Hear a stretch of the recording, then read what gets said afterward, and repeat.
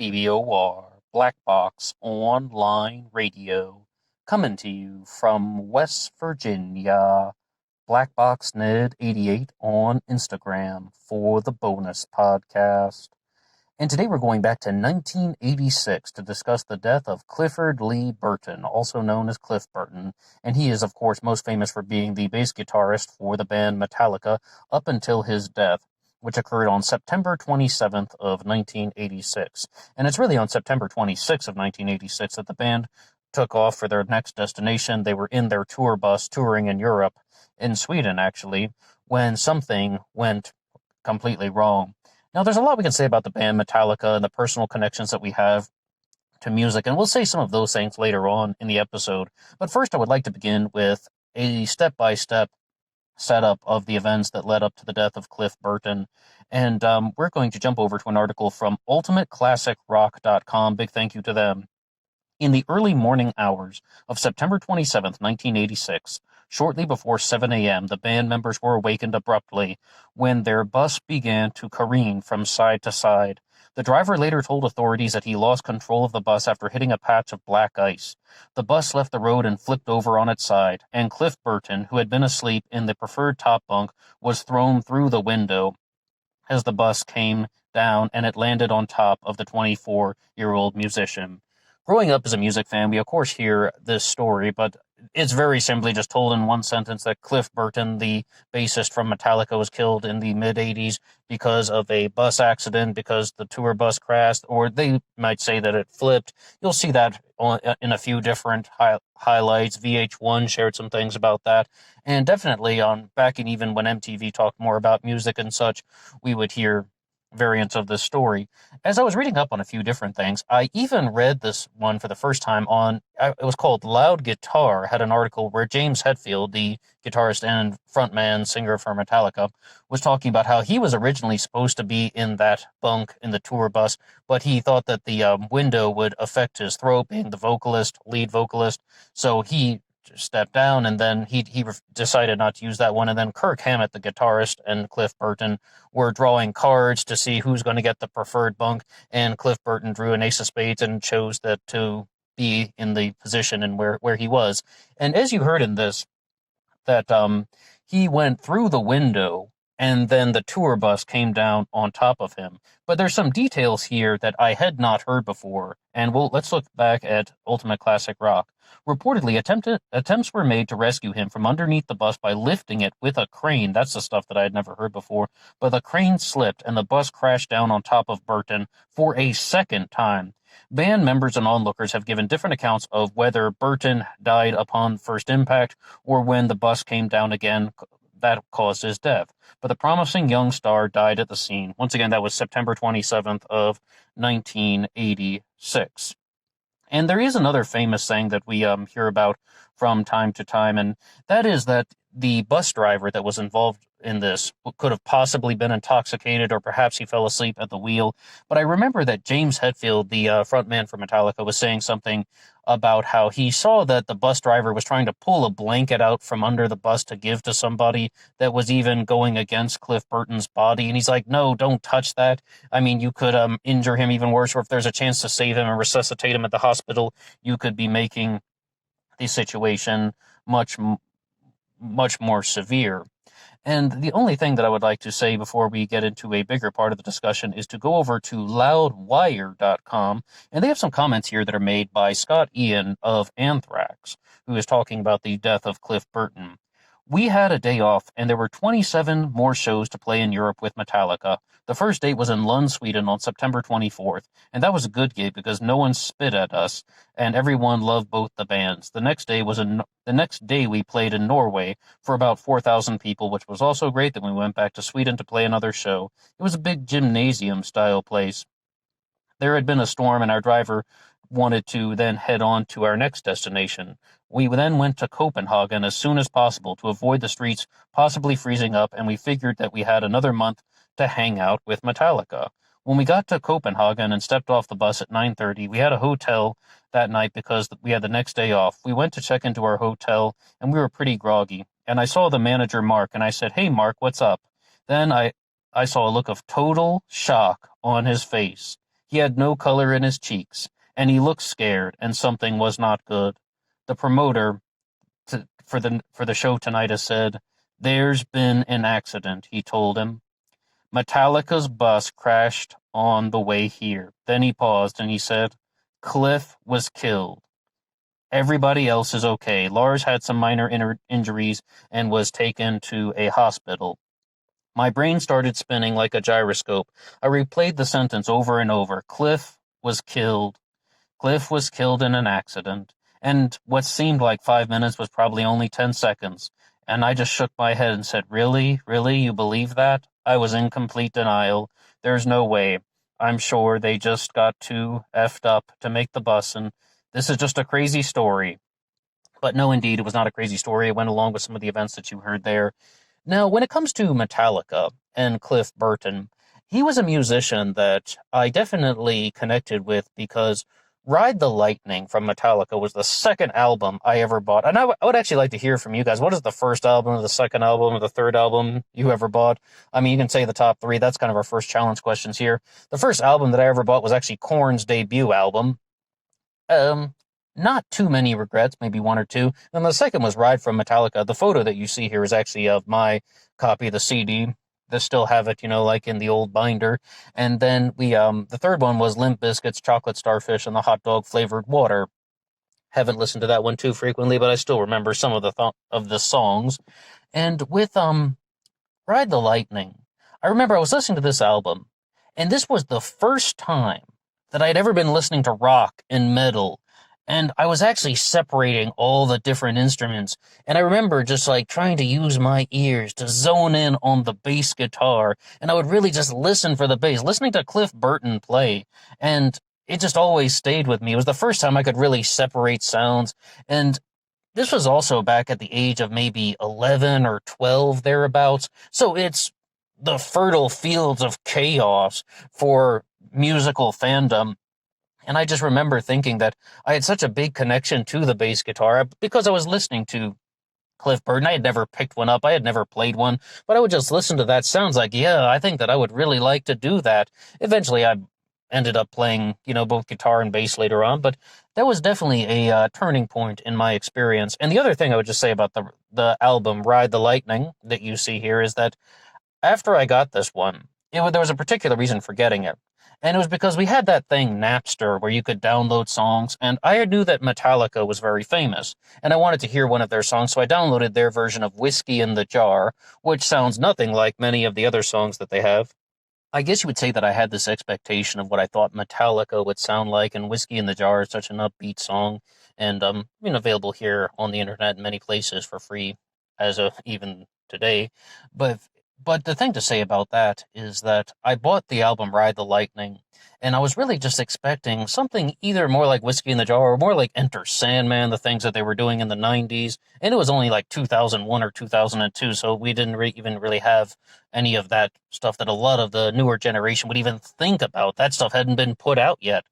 And I bought this album called Ride the Lightning. I knew nothing about it. I just picked up a Metallica album, and I paid like $7.99 or whatever it was.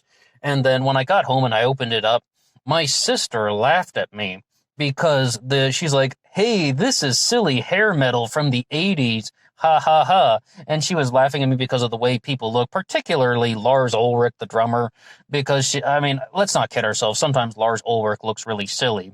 And then I went to somebody whom I thought was a friend at the time, but he turned out to be a despicable human being. And I told him what happened, and then he started laughing even more intensely because I bought an album from the 1980s and laughing at the shapes of their hair of all things. And that guy went on to become a child molester. I'm not even joking. So the album stood out to me as not only about the second album I've ever bought, but it's also just about you're choosing your own identity. And this is one of the ways that a lot of us as teenagers find ourselves, and this is even preteen years, before the age of 13, but it's a lot of the way in which people express their own individuality, or you just have to recognize that you're going to be making certain choices in life that are not going to be appreciated by everybody, and then you need to find goodness in certain choices, as well as how are you going to be dealing with criticism. And sometimes things are going to be different, and not everyone is going to be accepting of these differences, and that's putting a lot of poetry on the fact that sometimes people are assholes, and there's just ways that you have to deal with it. And learning about different types of music and your expressions and your artistic preferences, this is a very benign entryway into much more difficult situations that we will encounter later on in life with this material. But Cliff Burton stuff really stood out to me because, as I said, not only did they put out an album and I just would listen to it a million times, but and also listening to the bass, but Metallica also did Master of Puppets, and that's one that I really had a connection with much later on. I mean, it wasn't until I was about 25, really, when I started just listening to the album Master of Puppets on repeat, and I was just like, there's something that is just so good about that one. And, of course, my connection to Metallica did not stay forever. When bands are around for 40 years, they're going to put out some things you like and some things you don't like. And then they did Saint Anger, and Lars Ulrich thought that he was, someone who was a little bit, could make a copper kettle sound like a snare drum, and it didn't work. But the whole point is, we have these different types of experiences, and musicians do connect with us in a particular way. And also, it really goes to show you about how the media puts out material when we are growing up, because they'll just share somebody's death in a very small segment. And then you're supposed to be like, well, let's just move on to the next headline. But really, there is a human being that lost their lives. No matter what story we go through on this channel, that is going to happen. And on that note, I would say that Cliff Burton passed away on September 27th of 1986. September 27th is also a very famous date in Zodiac history, the history of the Zodiac Killer, that is. That is the anniversary of the Lake Berryessa stabbing, September 27th. And in the description box here, we will have one of our playlists on the Zodiac Killer. If you're absolutely new to the channel, we talk about that stuff a lot. And if you haven't heard your daily Zodiac upload and you want to hear something on YouTube about the Zodiac Killer, we have an old throwback in the description box here.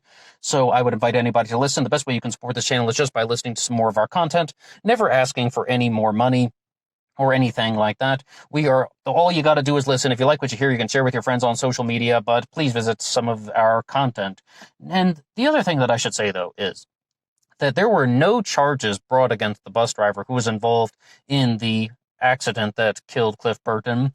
Some of the things that are written very frequently on the internet, I believe it's even on the Wikipedia page, is that James Hetfield from Metallica walked up and down the roads looking for black ice, and he didn't find anything. And I guess we should say that the bus driver's response was that he hit a patch of black ice, and that's what caused the accident, as we said, to careen from one side to another, and then the tour bus eventually flipped.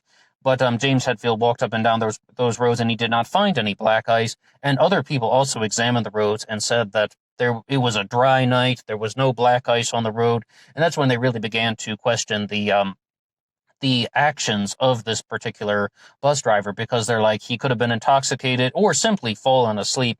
But somebody vouched for him and said that it was highly unlikely because he had been asleep throughout the day, so he was ready to drive all night.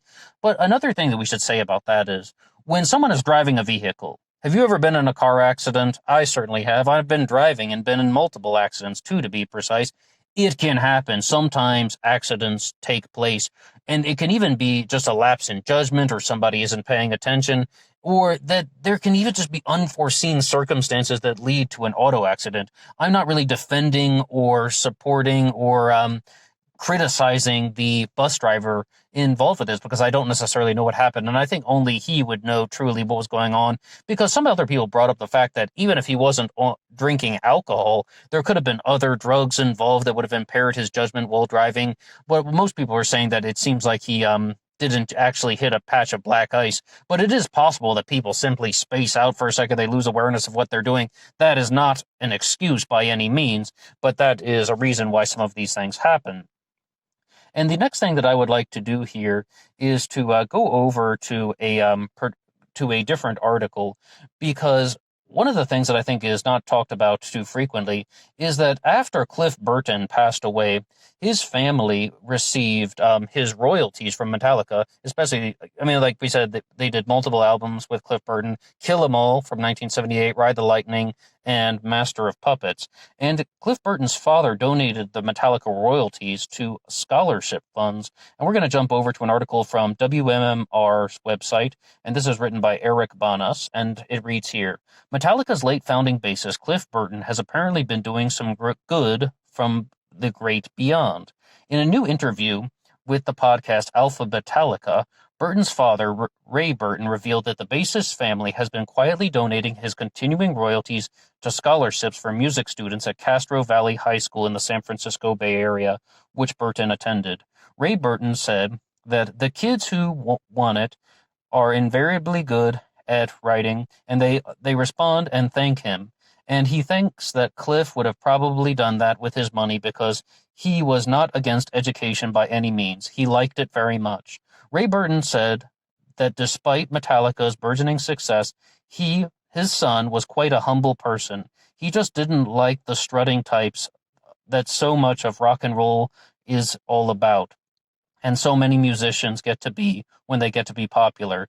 He just liked to do his wild playing of heavy metal music. He never changed. Burton played on Metallica's first 3 albums before being killed at the age of 24 when Metallica's tour bus crashed on September 27, 1986 in Sweden. Ray stood in for his son when the band was inducted into the Rock and Roll Hall of Fame in 2009. The now 92-year-old proud papa has been spotted taking in multiple Metallica shows during their tours. That's really great stuff to hear from his family, that they've been going about it in that way. And we should also say that Cliff Burton was posthumously inducted into the Rock and Roll Hall of Fame as well. And we said that his father is standing in there, but Cliff Burton is also in the Rock and Roll Hall of Fame. Now, can I just ask you another challenge question? Has there ever been a particular artist, musician, movie star, celebrity whose death greatly impacted you, affected you, and in some ways, I talked about that in one upload on the channel where I mentioned the death of Derek Thomas, who was a football player with the Kansas City Chiefs, and I said that that was the first time that as a kid, maybe, around 8 or 9 or 10 years old, that a celebrity's death so greatly impacted me that I became aware of my own mortality, and it was a big turning point. But also, I would just like to ask, what is a time when you learned about the death of a celebrity and it had a very large impact on your life? And, I mean, it doesn't only have to be a musician, but we have been talking about Cliff Burton, the original bassist for Metallica. We've also seen the passing of Eddie Van Halen recently, so that is also something to think about. But when you look at the way that we become music fans, absolutely, we are fans of music because we like the way it sounds, and we like to, we just want to get into that euphoric vibe and just go with the flow of the music and see where it takes you and see what kind of people that you're going to meet because you're also sharing the same flow and vibe. And also, you just have to deal with those challenges about accepting differences, and not everyone is going to accept your differences, so then maybe you're going to rebel, or maybe you're going to do your own thing and such. I'm glad that I still have the second album, the one that you see here from Metallica, Ride the Lightning, because the first one I bought the debut album from Korn, and once my mother learned about the lyrics on that album, she threw it in the garbage because she thought it was so bad. And I was like, hey, where's my Korn CD? And she's like, I threw it in the garbage. It has bad lyrics. They're talking about things. And I just flipped out like the way any teenager would, even if she had just disabled the disc so I could never listen to it again. First album I ever bought. Even if you think that it wasn't that good, first album ever. So I'm so glad that I can hold on to the second. It is the oldest CD for me that I own. So that's another connection that I have. And as I said, though, in about 2012, 2013, really in the summer and fall of 2013, I had somewhat of a Metallica renaissance when I was just listening to Ride the Lightning and Master of Puppets on repeat, and every day you just listen to a song here and there. And I also discovered the song Escape from Metallica, rediscovered it. It's on the Ride the Lightning album. It's one of I think, the more underrated songs that they have. And when it comes to that, what better way to end the episode than to have Metallica play us out with their song Escape from Ride the Lightning, one of Cliff Burton's albums with the group.